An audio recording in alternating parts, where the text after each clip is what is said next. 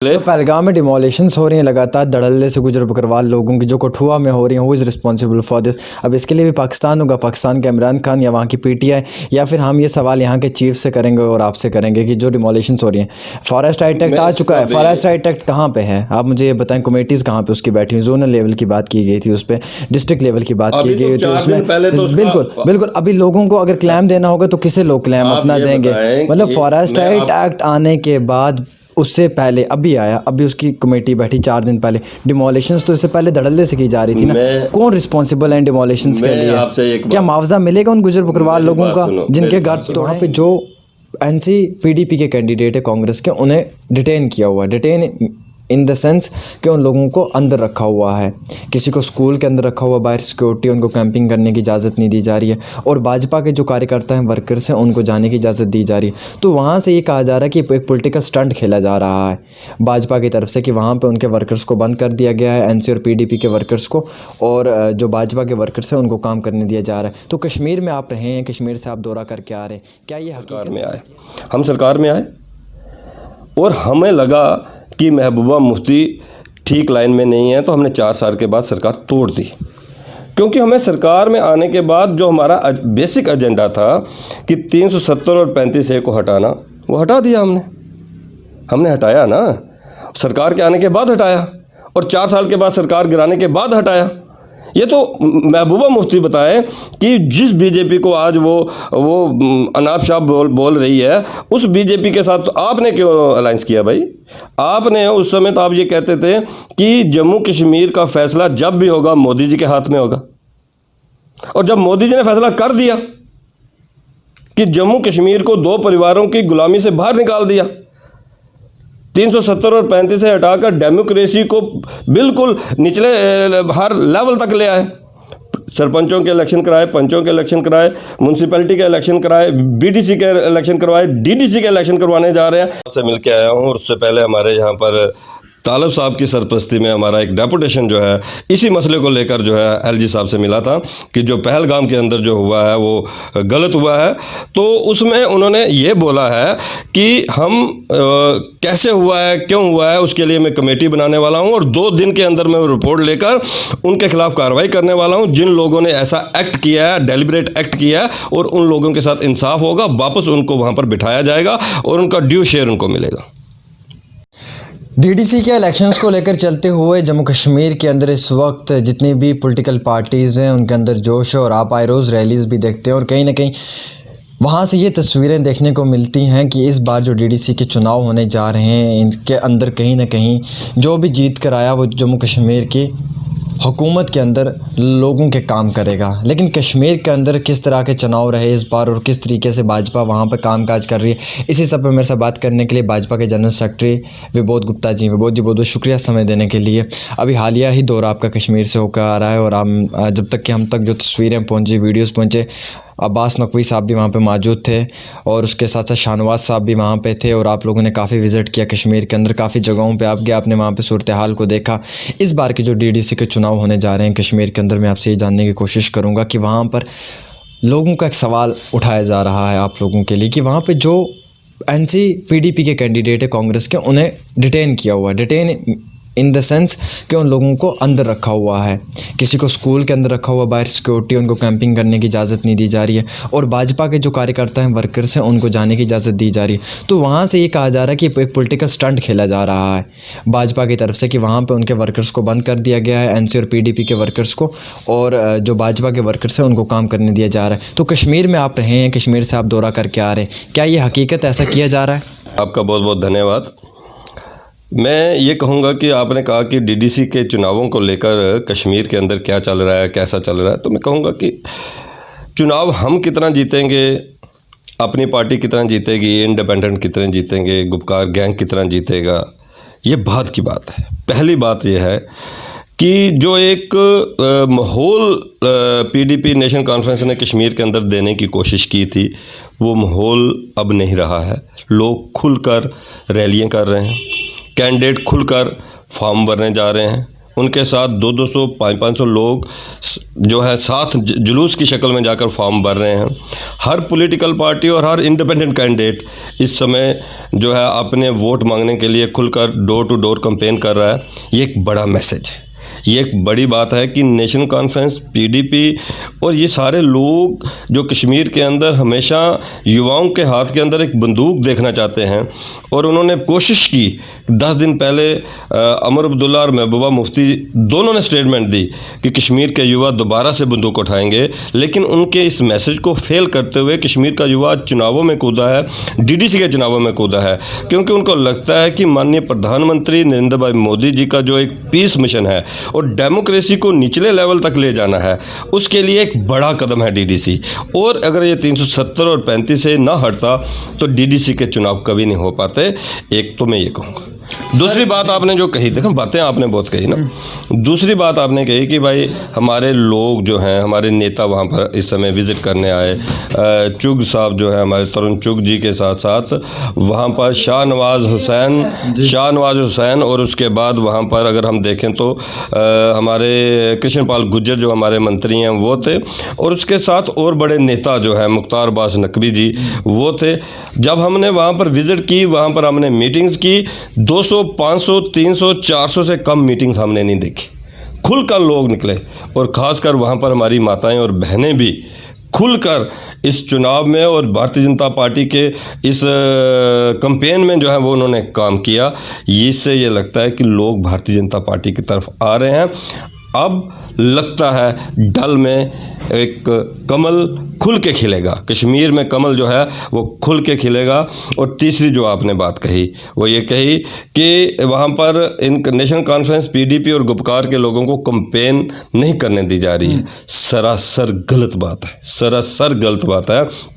अभी आपने देखा महबूबा मुफ्ती कल अनंतनाग में थी, वहाँ विज़िट उन्होंने किया, बाकी लोग भी विज़िट कर रहे हैं। ये अलग बात है कि वो एक बहाना बना रहे हैं क्योंकि लोग उनकी रैलीज में नहीं आ रहे। महबूबा जी को विज़िट करने से रोक दिया गया था, नहीं जाने दिया। उसके बाद वो मीडिया के साथ भी रूबरू हुए थे। उन्होंने कहा था कि जिस तरीके से वहाँ पर वो उस एरिया के अंदर विज़िट करना चाहती थी और जहाँ से उनको कुछ इनपुट्स मिले थे कि वहाँ पर गलत किया जा रहा है मुकामी बाशिंदों के साथ, तो उसी चीज़ को लेकर उनका एक वहाँ पर विज़िट था, लेकिन उन्हें जाने की इजाज़त नहीं दी गई। हाँ, मैं ये आपसे कह रहा हूँ कि आज इन लोग इनको सुनने नहीं आ रहे हैं। जब महबूबा जी को लगा कि वहाँ जहाँ मैंने मीटिंग करनी है वहाँ 3 लोग नहीं है, उन्होंने सिक्योरिटी का बहाना बना दिया। आप बताइए कि नेशनल कॉन्फ्रेंस, पीडीपी, इनकी जो अभी कश्मीर के अंदर जो आपके पास फोटोग्राफ्स आए हैं वो बीजेपी की मीटिंग्स के आए हैं। कोई ऐसी मीटिंग जिसके अंदर नेशनल कॉन्फ्रेंस और पीडीपी की कोई मीटिंग्स हुई हैं, अब वो सिक्योरिटी का बहाना बनाकर बात कर रहे हैं क्योंकि लोगों ने उनको पसंद करना बंद कर दिया। लोग भी शांति चाहते हैं, लोग भी चाहते हैं कश्मीर जो है खुश हो, कश्मीर खुशहाल हो, कश्मीर का टूरिज़्म दोबारा से खड़ा हो, डल लेक दोबारा से खुशहाल हो, जो हमारा लाल चौक है पत्थरबाजी की जगह वहाँ बिजनेस हब बने। कश्मीर आज ये चाहता है और ये लोग बंदूक देना चाहते हैं। लिहाजा ये जो सिक्योरिटी की बात करते हैं, ये ठीक बात है कि भारतीय जनता पार्टी के जो कार्यकर्ता चुनाव में हैं उनको भी जब उनको कैंपेन के लिए जाते हैं तो वो भी 10 चीज़ें सिक्योरिटी वाले देख के बेचते हैं, क्योंकि वहाँ सिक्योरिटी थ्रेट तो है ही है। अभी 4 टेररिस्ट जो हैं मारे गए यहाँ पर, और ये कहा जा रहा है कि एक बड़ा पुलवामा करने जा रहे थे। उस सारे के अंदर अगर सिक्योरिटी थ्रेट है या सिक्योरिटी को लेकर हमारे वहाँ पॉलिटिकल पार्टी के लोगों को अगर सिक्योरिटी दी जा रही है और सिक्योरिटी प्रिकॉशंस की बात की जा रही है, उसको वो अदरवाइज़ ले रहे हैं। सर, यहाँ पर कहीं ना कहीं गुपकार गैंग बार बार कह रहे हैं। एक तरफ तो जम्मू कश्मीर के अंदर भाजपा गुपकार गैंग कह रही है, वहीं दूसरी ओर करगिल के अंदर अलायंस भी होने को जा रहा है। ऐसी सोर्सेज के हवाले से जानकारी मिली और काफ़ी तरह की जो मैगजीन्स हैं या काफ़ी न्यूज़ चैनल्स हैं उन्होंने अपनी वेबसाइट्स पर भी ये खबर जो है ये डाल दी गई है।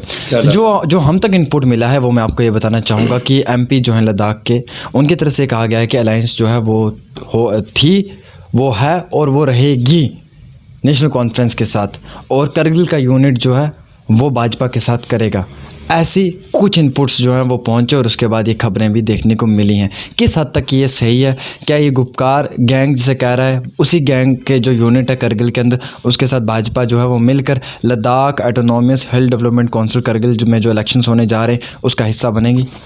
देखिए, कि वहाँ हमारे जो मेंबर पार्लियामेंट हैं और वो करगिल के हमारे वो टेरिटोरियल जुडिक्शन के वो हमारे प्रेसिडेंट भी हैं बीजेपी के यूटी के, उन्होंने क्या कहा है मैंने तो स्टेटमेंट सुनी नहीं है, ना ही अभी आपने उनकी स्टेटमेंट मुझे कुछ सुनाई है। आप ये कह रहे हो कि उनके हवाले से कि ये सुना गया कि उन्होंने ऐसा बोला है, उसके ऊपर मैं तो कुछ नहीं बोल सकता। जो बात मैंने सुनी नहीं, जो आपने नहीं सुनी, आप भी कह रहे हैं कि ऐसे इनपुट्स मिल रहे हैं, ऐसे इनपुट्स के ऊपर मेरा बोलना तो कोई मतलब नहीं। चैनल्स ने पब्लिश भी कर दिया, आप अगर गूगल निकाल के सर्च करेंगे अभी आपको गूगल के अंदर भी इसका जवाब मिल जाएगा, वहाँ पे आया है, उनका बयान आया है। ये हकीकत सी बात है, ये काफ़ी मैगजीन्स ने भी छापा है और काफ़ी जो नेशनल प्लस इंटरनेशनल जो न्यूज़पेपर्स हैं, अखबार आते हैं, उनके अंदर भी ये खबरें जो हैं ये पब्लिश हुई हैं। वहाँ पे उन्होंने ये बयान दिया है कि ये अलायंस था, ये अलायंस है और ये अलायंस रहेगा। मैं ये कह रहा हूँ कि जो बयान उन्होंने दिया है उस बयान के ऊपर वही बोलेंगे तो बता सकते हैं। अलबत्ता भारतीय जनता पार्टी जो है, चाहे वो केंद्र में हो, चाहे जम्मू कश्मीर के अंदर हो, चाहे कहीं भी हो, भारतीय जनता पार्टी किसी ऐसी पार्टी के साथ जो ऐसी स्टेटमेंट दें जो चाइना को जम्मू कश्मीर में लाने की बात कर रहे हैं। चाइना करगिल से में खड़ा है, भारत ने उसको रोक के रखा हुआ है वहाँ पर, और फारूक अब्दुल्ला उसको जम्मू कश्मीर में लाना चाहते हैं। और जो लोग कश्मीर के लोगों को नए सिरे से बंदूक हाथ में देना चाहते हैं, भारतीय जनता पार्टी किसी किस्म का रिश्ता उन लोगों के साथ। इसके ऊपर अपनी स्टेटमेंट भी क्लियर की थी। फारूक साहब ने कहा था कि 26/10/1947 में पाकिस्तान जा सकते थे हम, लेकिन हमने महात्मा गांधी जी का हिंदुस्तान चुना, मोदी जी का हिंदुस्तान नहीं कहा। उन्होंने कहा कि हमने महात्मा गांधी जी का हिंदुस्तान चुना और हम महात्मा गांधी जी के हिंदुस्तान में आए, तो हमारे पास उस वक्त ऑप्शन था पाकिस्तान जाने का। आज अगर हमें ये कह रहे हैं कि हम एंटी नेशनल हैं, तो हम इनसे जवाब पूछेंगे कि यूएनओ के अंदर जब डॉक्टर फारूक अब्दुल्ला गया और उसने ताबड़तोड़ जब वहाँ पे पाकिस्तान के ऊपर बात की, उस वक्त में doctor Farooq Abdullah anti national नहीं था। जब 2015 में अलायंस हुआ महबूबा जी के साथ, तब महबूबा जी एंटी नेशनल नहीं थी और कहीं ना कहीं उस वक्त काफ़ी मुलाकातें भी दिल्ली के अंदर होती थी और काफ़ी बातचीत भी होती थी। रविंद्र रैना जी ने अपनी बड़ी बहन भी कहते थे और नईम अख्तर साहब को वो पीर फ़कीर भी मानते थे। आज ये सब लोग एंटी नेशनल आ गए हैं। मैं सबका जवाब दूंगा। ये कि सवाल आपने इतने पूछे हैं कि मुझे याद रहने चाहिए। पहली बात जो आपने पूछी कि फारूक अब्दुल्ला उन्होंने ये बयान दिए कि शेख अब्दुल्ला जो है उन्होंने हिंदुस्तान को चुना, ये सरासर गलत है। उनके पास कोई राइट नहीं था, उनको कॉन्स्टिट्यूशनल कोई राइट नहीं था कि वो हिंदुस्तान को चुने या पाकिस्तान को चुने। वो राइट महाराजा हरि सिंह जी को था, क्योंकि जब ये डिवीज़न हुई और डिवीज़न के अंदर जो भी प्रिंसली रूल्ड स्टेट थी, उनको उनके महाराजा जो थे, उनके जो राजा थे, उनको ही राइट दिया गया कि इंस्ट्रूमेंट ऑफ एक्सेशन पे साइन करें कि वो हिंदुस्तान के साथ जाएंगे कि पाकिस्तान के साथ जाएंगे। लिहाजा शेख अब्दुल्ला जो हैं उनके पास कोई कॉन्स्टिट्यूशनल पावर नहीं थी कि वो ये फैसला करते कि हिंदुस्तान के साथ जाना है कि पाकिस्तान के साथ जाना है। अलबत्ता जो हमारे नेहरू जी थे, उनका बहुत बड़ा आशीर्वाद जो है वो शेख अब्दुल्ला जी के ऊपर था। उन्होंने महाराजा हरि सिंह को मजबूर किया ये करने के लिए कि इंटर्म गवर्नमेंट जो बनेगी, वो इंटर्म गवर्नमेंट जो है वो आप शेख अब्दुल्ला के हाथ में करेंगे। कहीं देश के अंदर इंस्ट्रूमेंट ऑफ एक्सेशन जिन भी राजाओं और महाराजाओं ने साइन किए, जितनी देर तक वहाँ इंटर्म गवर्नमेंट रही, वहाँ का महाराजा और राजा जो है वो इंटर्म गवर्नमेंट को उसने हैंडल किया। जम्मू कश्मीर ही एक ऐसी स्टेट थी जिसमें इंटर्म गवर्नमेंट शेख अब्दुल्ला के हाथ में गई नेहरू जी के कहने के ऊपर, और महाराजा हरि सिंह जिन्होंने इंस्ट्रूमेंट ऑफ एक्सेशन साइन किया, उनको यहाँ से देश निकाला हो गया, जम्मू कश्मीर से निकाल दिया गया। आप इस बात को देखो। इसलिए शेख अब्दुल्ला जो है उनके पास कोई कॉन्स्टिट्यूशनल पावर नहीं थी कि वो जम्मू कश्मीर को हिंदुस्तान के साथ लगाते। ये महाराजा कहीं ये नहीं कहा गया था कि जनता से पूछा जाएगा, जनता फैसला करेगी। उस समय तय हुआ था महाराजा फैसला करेगा वो हिंदुस्तान के साथ जाएगा कि पाकिस्तान के साथ जाएगा। एक बात तो ये। दूसरी जो बात आपने कही कि भाई फारूक अब्दुल्ला ने कहा कि भाई हम लोग जब वो जनेवा में गए थे तो हम पाकिस्तान के ख़िलाफ़ बोले। जब वो पाकिस्तान के ख़िलाफ़ बोलेंगे तो जब हिंदुस्तान के फेवर में बोलते हैं तो वेलकम की बात है ना। मैं हिंदुस्तान के हक़ में बोल रहा हूँ तो दुनिया कहेगी ठीक है, और एक दिन मैं जाकर चाइना की बात करूँगा या पाकिस्तान की बात करूँगा तो लोग नहीं कहेंगे मुझे देशद्रोही। आप बताइए ना, आप कल चाइना की बात करते हो, आप कल पाकिस्तान की बात करते हो, लोग आपको देशद्रोही नहीं कहेंगे। उनको तो ये बताना है कि उन्होंने चाइना लाया कैसे इधर, उनको ये बताना है कि क्योंकि वो सुविधा की राजनीति करते हैं। उनको लग रहा था कि आज पूरी दुनिया में चाइना जो है वो लोगों को पता है, पूरी दुनिया के लोगों को पता है कि चाइना इस समय और भारत जो है आमने सामने है, इसलिए उन्होंने वो खेल खेल दिया और चाइना का नाम ले लिया। वो उस ढंग से चलते हैं जिस ढंग से उनको लगता है कि मेरी पॉपुलैरिटी होगी, मेरा नाम बनेगा, लेकिन चाइना का कोई रोल तो नहीं है यहाँ पर। और तीसरी जो आपने बात बोली, महबूबा मुफ्ती जो है उनके साथ आपने अलायंस किया, यही बोला ना आपने। और साथ में आपने कहा कि भाई एनडीए की गवर्नमेंट में नेशनल कॉन्फ्रेंस जो है दिल्ली में उसकी सरकार थी, यही बोला ना आपने। दिल्ली की सरकार में अमर अब्दुल्ला जो है वो मिनिस्टर रहे हैं जी। आप जब दोबारा फारूक अब्दुल्ला जी से पास जाएंगे ना इंटरव्यू लेने, या अमर अब्दुल्ला जी के पास, उनसे एक सवाल पूछना कि नेशनल कॉन्फ्रेंस का कोर इशू जो है वो था ऑटोनॉमी, हमें वापस जो है प्री 53 की पोजीशन जो है वापस लेनी। ये तो आपको आइडिया है ना? यस, ठीक। ऑटोनॉमी पे हमेशा बात हुई, ठीक। और जब एनडीए की फर्स्ट की सरकार बनी और उसमें अमर अब्दुल्ला जो है वो मिनिस्टर बने, और उस समय जम्मू कश्मीर में नेशनल कॉन्फ्रेंस की सरकार थी और 2/3 मेजॉरिटी नेशनल कॉन्फ्रेंस के पास थी, और नेशनल कॉन्फ्रेंस ने अपना वो ऑटोनॉमी का बिल पास करके दिल्ली भेज दिया एनडीए की गवर्नमेंट में। और दिल्ली में अटल बिहारी वाजपेयी की गवर्नमेंट जो थी उन्होंने उसको फाड़ कर रद्दी की टोकरी में डाल दिया। तो क्या अमर अब्दुल्ला को रिज़ाइन नहीं देना चाहिए था? आप बताइए ना कि भाई यहाँ 2/3 मेजॉरिटी नेशनल कॉन्फ्रेंस की, और नेशनल कॉन्फ्रेंस का कोर इशू है। नेशनल कॉन्फ्रेंस उस बिल को पास करके दिल्ली भेजती है, और वहाँ पर फारूक अब्दुल्ला का बेटा वहाँ पर मंत्री है, और वो जिस सरकार में मंत्री है वो सरकार उसको फाड़ देती है। उन्होंने रिज़ाइन दिया? कभी पूछना उनसे क्यों नहीं दिया? उन्होंने हमेशा कश्मीर के लोगों के सेंटिमेंट्स के साथ खेला, उनके जज्बातों को उभार कर सरकार में रहे, इससे ज़्यादा कुछ नहीं किया। यहाँ तक आपने महबूबा मुफ्ती की बात की कि हम उनके साथ सरकार में आए, हम सरकार में आए और हमें लगा कि महबूबा मुफ्ती ठीक लाइन में नहीं है, तो हमने 4 साल के बाद सरकार तोड़ दी। क्योंकि हमें सरकार में आने के बाद जो हमारा बेसिक एजेंडा था कि 370 और 35A को हटाना, वो हटा दिया हमने हटाया ना, सरकार के आने के बाद हटाया, और 4 साल के बाद सरकार गिराने के बाद हटाया। ये तो महबूबा मुफ्ती बताए कि जिस बीजेपी को आज वो अनाप शाह बोल रही है, उस बीजेपी के साथ आपने क्यों अलायंस किया भाई? आपने उस समय तो आप ये कहते थे कि जम्मू कश्मीर का फैसला जब भी होगा मोदी जी के हाथ में होगा, और जब मोदी जी ने फैसला कर दिया कि जम्मू कश्मीर को 2 परिवारों की गुलामी से बाहर निकाल दिया, 370 और 35 से हटाकर डेमोक्रेसी को बिल्कुल निचले हर लेवल तक ले आए।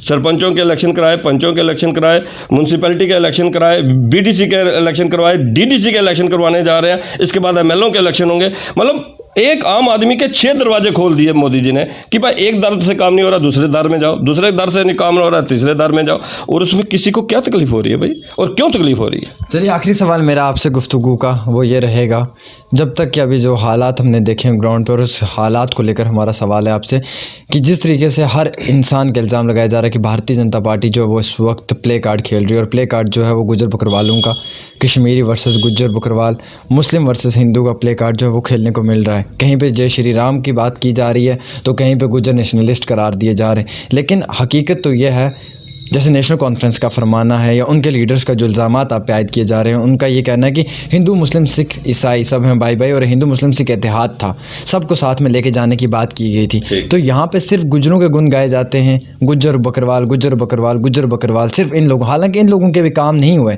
इनके वो 35,000 के जो फ्लैटों का वादा हुआ था वो अभी तक भी पूरा नहीं हुआ है, और ना ही वो शायद कभी हो पाएगा। लेकिन ये जो कार्ड है ये इस वक्त सियासत के अंदर खेला जा रहा है, और ये भाजपा की पार्टी खेल रही है। किस तरह से देखते हैं आप? देखिए कि जहाँ तक गुज्जर बकरवाल की बात है या हिंदू मुस्लिम की बात है, और यहाँ तक नेशनल कॉन्फ्रेंस कहती है कि हिंदू मुस्लिम भाईचारे की बात करती है, 1989 में नेशनल कॉन्फ्रेंस कहाँ थी?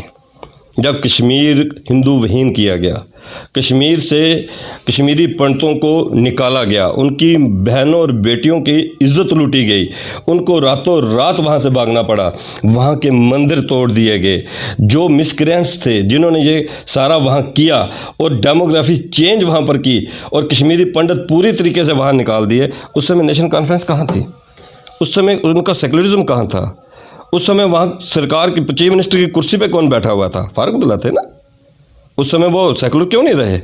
उस समय हिंदू मुस्लिम भाईचारा क्यों नहीं आया? चलो मान लिया जी कि पाकिस्तान की साजिश से कुछ मिसक्रेंट्स, कुछ टेररिस्ट, अलगाववादी, आतंकवादियों ने मिल के ये सारा कर दिया। उसके बाद कोई FIR लगाई उन्होंने क्या? आज तक कश्मीरी पंडित जी कहते हैं कि इतना बड़ा सारा कुछ हो गया, एक सिंगल FIR नहीं लगी। मंदिर टूटे, एक FIR नहीं। कश्मीरी माताओं और बहनों की इज्जत लूटी गई, एक FIR नहीं। उनके घर लूटे गए, एक FIR नहीं। उनको वहाँ से निकाला गया, एक FIR नहीं। किस सेकुलरिज्म की वो बात करते हैं? किस मुंह से वो सेकुलरिज्म की बात करते हैं? दूसरी बात, आप गुज्जर बकरवालों की एक्सप्लॉयटेशन की बात करते हो। एक्सप्लॉयटेशन गुज्जर बकरवालों की नेशनल कॉन्फ्रेंस, PDP और कांग्रेस ने 70 वर्ष की। पूरे देश के अंदर ST को जो है असेंबली के अंदर पॉलिटिकल रिजर्वेशन थी। 70 वर्षों में इन्होंने गुज्जर और बकरवाल लोगों के वोट लिए और उनको पॉलिटिकल रिजर्वेशन नहीं दी, उनको राइट नहीं दिया। और आज अगर 370 और 35 से हटने के बाद हम लोग, माननीय प्रधानमंत्री नरेंद्र भाई मोदी जी, माननीय अमित शाह जी, गुजरों को उनकी पॉलिटिकल रिजर्वेशन का राइट दे रहे हैं। 11 सीटें, 10 से 11 सीटें जो हैं वो गुज्जर बकरवाल के लिए रिजर्व होने वाली हैं। वो क्या एक्सप्लॉयटेशन है? एक्सप्लॉयटेशन होती है किसी के सेंटीमेंट्स को उबारना और उसके बाद उनका काम नहीं करना, उसको एक्सप्लॉयटेशन कहते हैं। हमने तो उनको राइट दिया है। उनका जो ड्यू शेयर था 70 साल से देश में सब STs को था, यहाँ पर नहीं था, हमने उनको वो राइट दिया है। तो क्या हमने एक्सप्लॉयटेशन की? आज उन लोगों ने अगर बाय द वे इलीगल तरीके से कुछ गुज्जर बकरवाल जो लोग हैं उनको पहाड़ों में बसा दिया अपने वोट बैंक की राजनीति के लिए, और तलवार जो है वो उनकी गर्दन के ऊपर जो है वो हमेशा लटकी रही कि कब उनकी वो डिमोलिशन हो जाएगी, कब डिमोलिशन हो जाएगी। और आज भारतीय जनता पार्टी ने फॉरेस्ट प्रोटेक्शन एक्ट और उसके साथ उनका गुज्जर बकरवालों के वो राइट देने का एक जो है वो किया, कोई एक्सप्लॉयटेशन है? अगर जो हमारे पूरे देश के अंदर आदिवासियों को, आदिवासियों को, STs को जो फॉरेस्ट के अंदर रहते थे उनको उनके राइट्स थे और जम्मू कश्मीर में नहीं थे, वो हमने दिए, माननीय मोदी जी ने दिए। 370 और 35 से हटने के बाद मिले। तो पहलगाम में डिमोलिशंस हो रही हैं लगातार, धड़ल्ले से गुजर बकरवाल लोगों की जो कठुआ में हो रही हैं, वो इज़ रिस्पॉन्सिबल फॉर दिस। अब इसके लिए भी पाकिस्तान होगा, पाकिस्तान के इमरान खान या वहाँ की PTI, या फिर हम ये सवाल यहाँ के चीफ से करेंगे और आपसे करेंगे कि जो डिमोलिशंस हो रही हैं। फॉरेस्ट राइट एक्ट आ चुका है, फॉरेस्ट राइट एक्ट कहाँ पे है? आप मुझे ये बताएं, कमेटीज़ कहाँ पे उसकी बैठी हुई? जोनल लेवल की बात की गई थी, उस पर डिस्ट्रिक्ट लेवल की बात की गई थी, उसमें बिल्कुल अभी लोगों को अगर क्लेम देना होगा तो किसे लोग क्लेम अपना देंगे? मतलब फॉरेस्ट राइट एक्ट आने के बाद, उससे पहले अभी आया, अभी उसकी कमेटी बैठी 4 दिन पहले। डिमोलिशंस तो इससे पहले धड़ल्ले से की जा रही थी ना। कौन रिस्पॉन्सिबल है डिमोलिशंस के लिए? क्या मुआवजा मिलेगा उन गुजर बकरवाल लोगों का जिनके घर तोड़े? मेरी बात सुनो, ये अभी 4 दिन पहले आया है। अभी 4 दिन आने के बाद आखिर इसको टाइम लगेगा। इसको आखिर इसका मतलब इसकी आखिर को कमेटी बनेगी, इसका कोई जिम्मेवार बनेगा, किसी ऑफिसर को इसकी जिम्मेवारी दी जाएगी। उसके बाद पूरी स्टेट के अंदर इसका सर्वे होगा कि कौन लोग कहाँ कहाँ बैठे हुए हैं। अगर आपने पहलगाम की बात की, कहाँ की पहलगाम के अगर हट्स जहाँ है, हट्स के साथ ही कोई वहाँ पर किसी बंदे ने अगर इंक्रोच किया हुआ है, वो तो जाएगी, वो टूटेगी। अगर बिल्कुल ही आप कहीं खूबसूरती ख़राब कर रहे हैं, कहीं टूरिस्ट ने आना है, वहाँ पर आप इंक्रोचर है, वो तो जाएगा ही जाएगा ना, वो नहीं रुकेगा। इसलिए ये बात कहनी कि फॉरेस्ट प्रोटेक्शन राइट जो एक्ट है उसके तहत बिल्कुल ही इलीगल इंक्रोचमेंट है, वैसा तो नहीं होने वाला। मैं तो बिल्कुल साफ बात करने वाला हूं। कह रहे हैं कि 70 सालों से रह रहे थे। सर आपने वीडियो क्लिप देखी जब महबूबा मुफ्ती का विजिट हुआ? 70 सालों से रह रहे थे। इसका जवाब चाहिए मुझे, एक ही जवाब चाहिए। 70 साल का, आपको आपकी बात 70 साल, मैं आपको जवाब दे रहा हूँ ना, मैं आपको जवाब दे रहा हूँ। अब यहाँ पर तो 50-50 साल के बड़ी बड़ी 5-5 मंजिला होटल गिर गए यहाँ पर जम्मू के अंदर। यहाँ पर 60 वर्ष पुराने जो है होटल गिर गए, बड़ी बड़ी बिल्डिंग्स गिर गई। यहाँ गुजरात के अंदर जब ब्यूटिफिकेशन हुई थी तो वहाँ पर तो हाईवे के अंदर हमारे जो भी रिलीज वो आए थे वो भी उन्होंने उसमें ले लिए थे, ये तो आपको पता है ना। अब सवाल ये पैदा होता है कि अगर पहलगाम की, मैं नहीं जानता उस बात को, ना तो मैं वहाँ पर जानता हूँ कोई डिमोलेशन हुई है, ना मैंने कोई वीडियो देखी है, ना ही कोई बात है। लेकिन अगर फिर आपने कैसे कहा कि खूबसूरत जगह पे वहाँ पर रखे होंगे? शायद वो खूबसूरत जगह ना हो, शायद वो 70 साल पुरानी जगह हो। मैं ये कह रहा हूँ, कौन रिस्पॉन्सिबल है? मैं आपसे यही बात कह रहा हूँ कि आपने दो बातें जोड़ दी। एक तो जब मैंने आपसे ये कहा कि हमने गुज्जर बकरवाल के राइट्स देने के लिए फॉरेस्ट राइट एक्ट लाया उनके लिए, उसके ऊपर आपने ये सवाल उठा दिया। अभी 4-5 दिन पहले ही एलजी साहब ने इसको अप्रूवल किया है और उन्होंने इसके ऊपर स्टेटमेंट दी है। अब उसको बनने में महीना, 2 महीने, 3 महीने तो लगेंगे ना, कि नहीं लगेंगे? लगेंगे ना, आप बताओ ना। अब उसके साथ साथ अगर कुछ इंक्रोचेस की बात करते हैं, दो बातें इकट्ठे आप ना जोड़ो ना, दो बातें इकट्ठे ना जोड़ो। मेरा कुल मिलाकर इतना कहना है कि भारतीय जनता पार्टी ही एक ऐसी पार्टी है, माननीय प्रधानमंत्री नरेंद्र भाई मोदी जी का एक सपना है कि जम्मू कश्मीर को खुशहाल देखना, जम्मू कश्मीर के गुज्जर बकरवाल हों, जम्मू कश्मीर के पहाड़ी हों, जम्मू कश्मीर में कश्मीरी रहने वाला हो, जम्मू कश्मीर का डोगरा हो, जम्मू कश्मीर में शिया समाज के लोग हों, किसी समाज के लोग हैं, बेस्ट पाक रिफ्यूजी हों, जम्मू कश्मीर की महिलाएँ हैं। 370 और 35A तोड़ने का मकसद यही है कि सब लोगों को उनका राइट मिले, और गुज्जर बकरवालों को भी तभी राइट मिला है। अगर ये 370 और 35A ना टूटे तो दिल्ली चाह कर भी यहाँ गुज्जर और बकरवालों को उनको पॉलिटिकल रिजर्वेशन नहीं दे सकती थी, या उनको फॉरेस्ट राइट एक्ट नहीं दे सकती थी। लास्ट में मैं इतना ही कहूँगा कि जम्मू कश्मीर की खुशहाली के लिए, जम्मू कश्मीर को खुशहाल करने के लिए इन DDC के चुनावों में भारतीय जनता पार्टी के कैंडिडेट्स को वोट दें।